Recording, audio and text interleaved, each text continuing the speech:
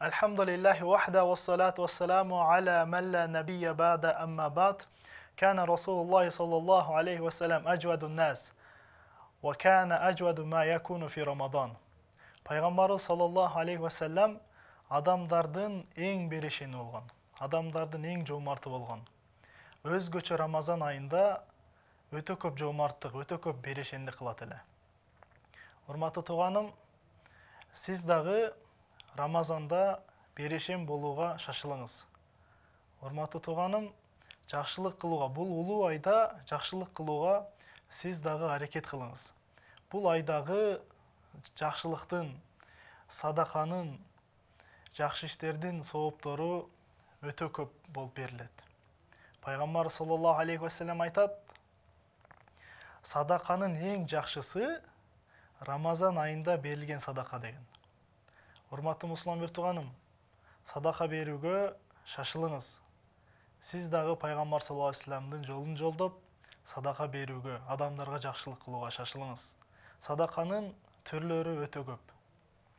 Адамдарга жакшылык кылуу, кедей кембагалдардын кийим кечесин алып берүү, адамдарга тамак берүү, кедейлерди тоюндуруу, бунун бардыгы садаканын түрлөрүнө кирет, урматтуу. Садаканын дагы түрлөрү жакшы сөз.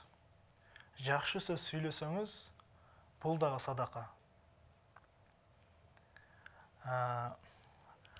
Адамдардын жүзүнө жылмайып караганыңыз, бул дагы садака.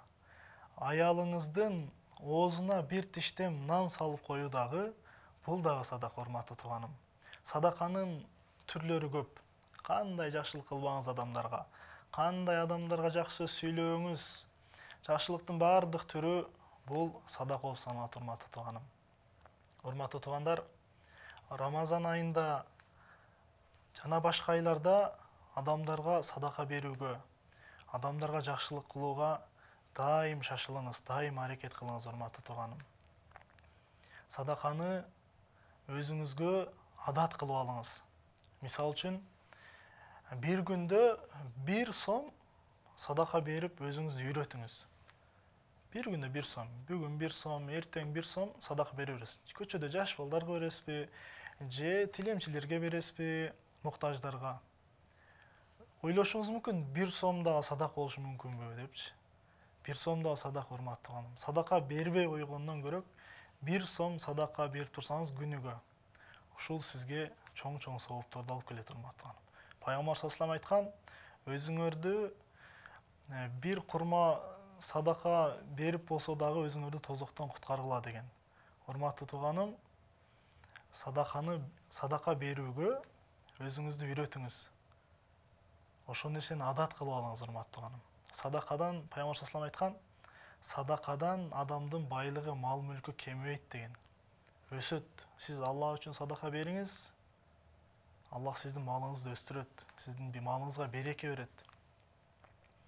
Урматтуу тууганым, Аллах Таалам баарыбызды садака берүүчү пенделеринен кылсын. Адамдарга жакшылык кылуучу пенделеринен кылсын, айрыкча орозодо көп жакшылык кыла турган пенделеринен кылсын.